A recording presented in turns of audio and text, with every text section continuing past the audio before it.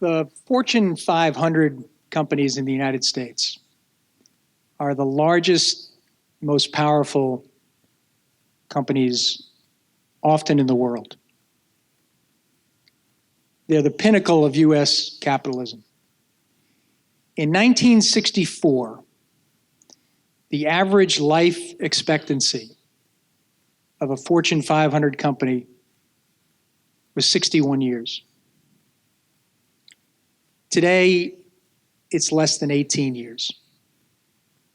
88% of the companies on the list from 1955 are gone. Only 12% remain. They're the victims of bankruptcy, mergers, or they've just fallen off the list. Companies like Studebaker, Falstaff Brewing, Pacific Vegetable Oil, Regal Textile, they're all gone. They're the victims of what's known as creative destruction. And creative destruction is good for the US economy.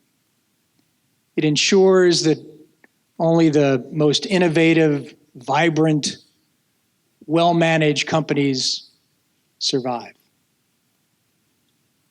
But it's really tough on the American worker. I grew up in New York City. My dad had one job his whole career. He worked for Citibank for 46 years. For all of you, the odds of you having one job for your whole career are virtually zero. The Bureau of Labor Statistics says that for someone starting work today, by the age of 40, they will have had 10 jobs. In the new gig economy, you may have a new employer every few months. And very soon, you Bellarmine students, sooner than you think, you'll be out in the workplace. How are you going to be successful? How are you going to find meaning in your work? Not just financial security, but visceral meaning in your work. How are you going to compete in this hyper-competitive global economy? The answer is to be an entrepreneur and think like an entrepreneur. Even if you don't start your own company and you work for somebody else, employers value employees who add value to their business, who think about signing up new customers and opening new markets and innovating and creating efficiencies every single day. The good news for you Bellarmine students is that you chose to get a Jesuit education. And the Jesuits were founded by one of the world's greatest entrepreneurs, Ignatius Loyola.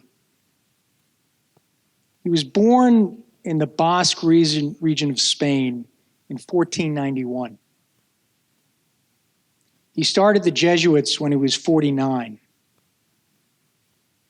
He died 16 years later.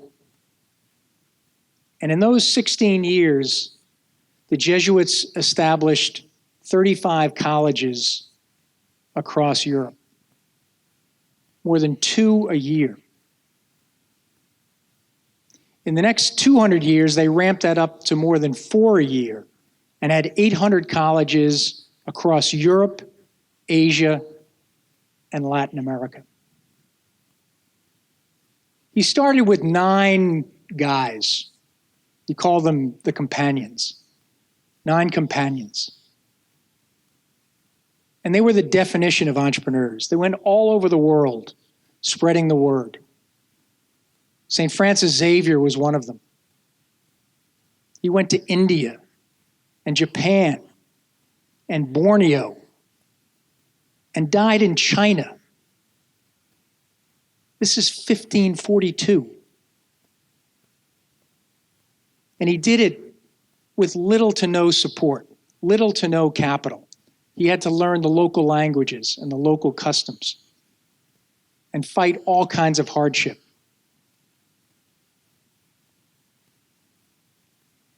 At Harvard Business School, they define entrepreneurship as the pursuit of opportunity beyond resources controlled. And that's what the Jesuits are all about. They're the consummate entrepreneurs. Ignatius Loyola told his 9 companions to go set the world aflame. And he went out and he raised money. He raised money the old-fashioned way. He begged for it. As an entrepreneur, I can really relate to that. He inspired people. He kept refining the mission.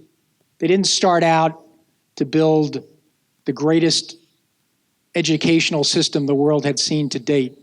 Before the modern era of public education, the Jesuit education system was the largest in the world. But he found that education was a way to accomplish his mission.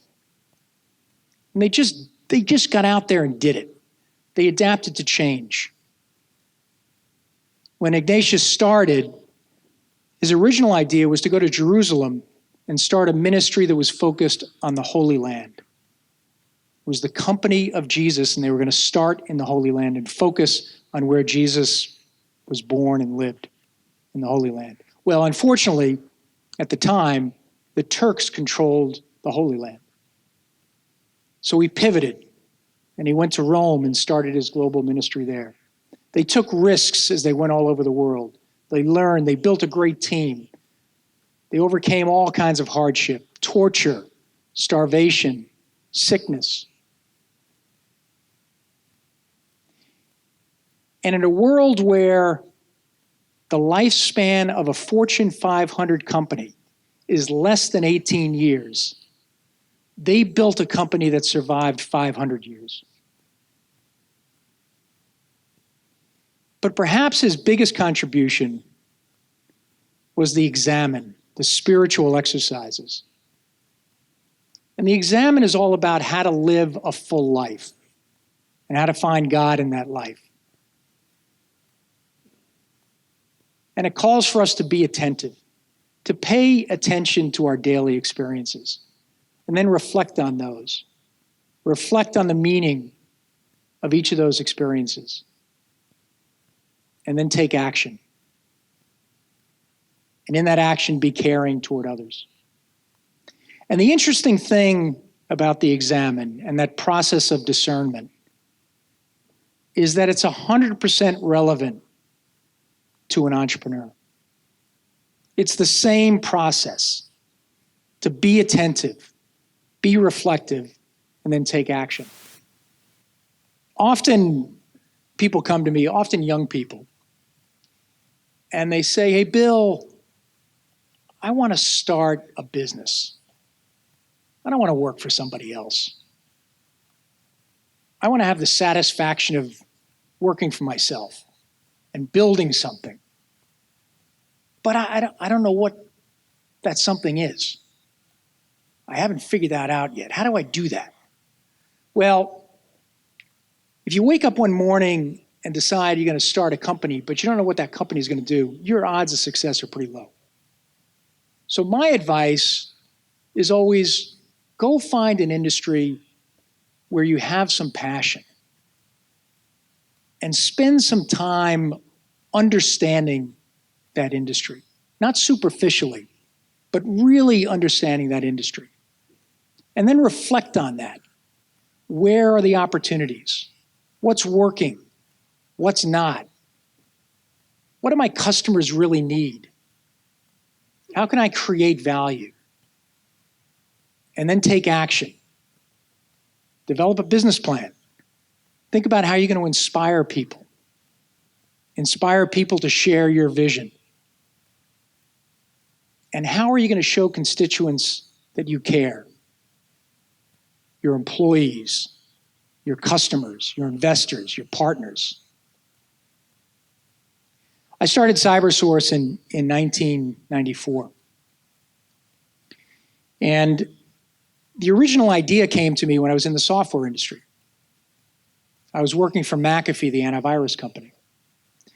And the unique thing about McAfee is that we were pioneers in the electronic distribution of software. Back in 1994, if you wanted to buy software, generally what you did is you went down to a store. And there were a bunch of stores open at the time. There was Egghead and Software, et cetera. And they had these shelves, and the shelves were filled with shrink wrap boxes. And so you'd walk up and down the shelves and you'd figure out what kind of software you wanted, and you'd buy the shrink wrap box and you'd go home and you'd open the shrink wrap box and install the software. And the whole process was slow, and the selection was limited by the amount of shelf space that the company had. It was inefficient.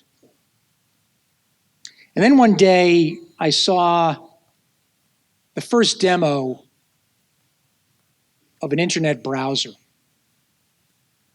and the beginning of the World Wide Web.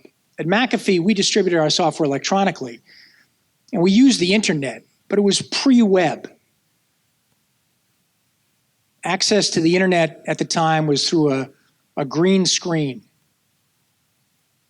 And there was nothing intuitive about anything you did on that green screen.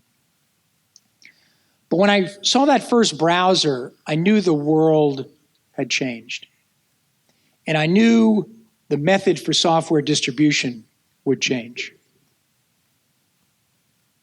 And so the idea was that I would go out and I would sell software over the internet. Much faster, have an unlimited selection, much more efficient, and provide instant gratification to the customer. So I launched a website called Software.net under the CyberSource umbrella. And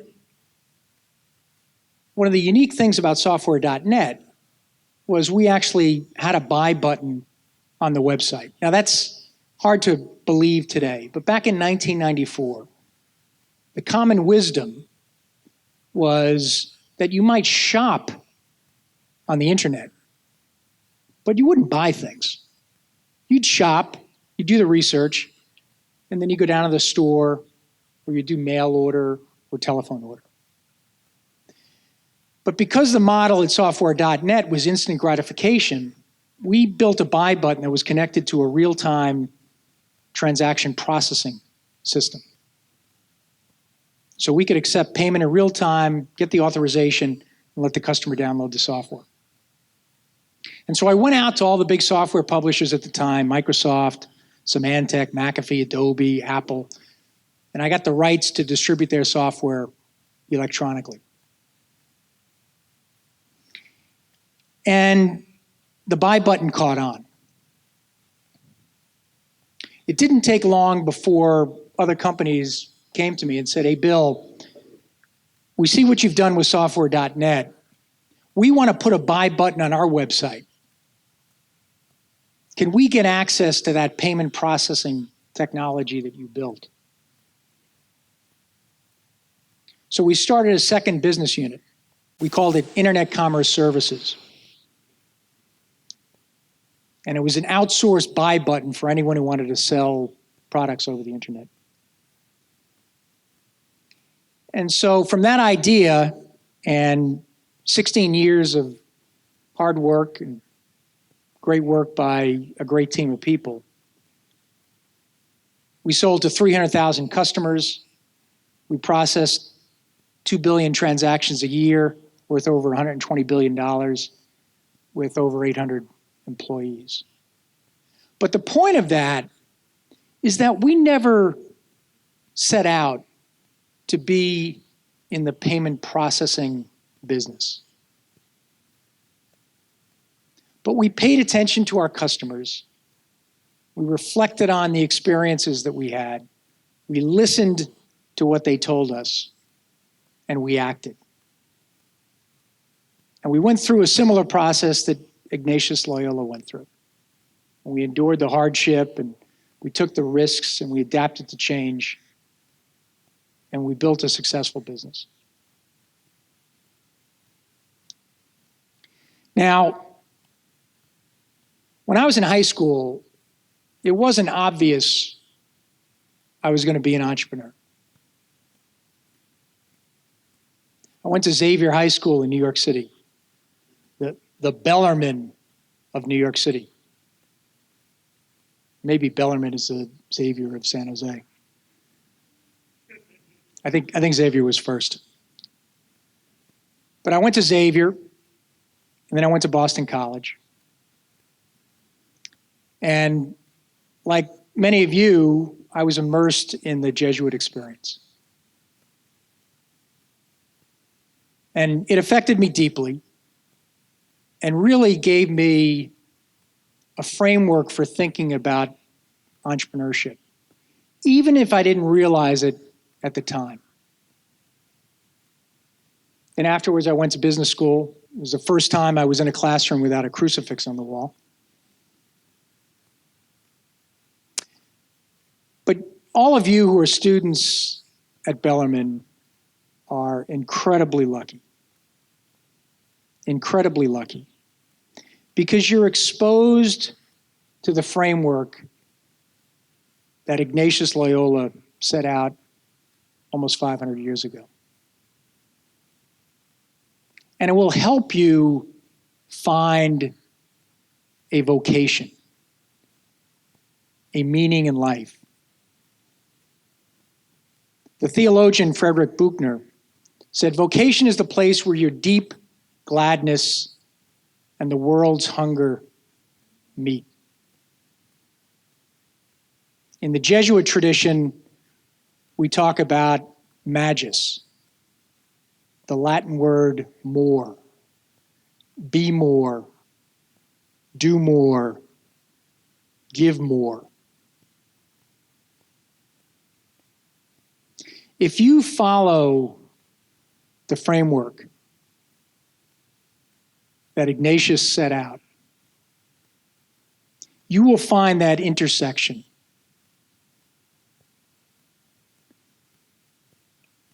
of you and what the world needs from you. You will find your vocation. Go set the world aflame.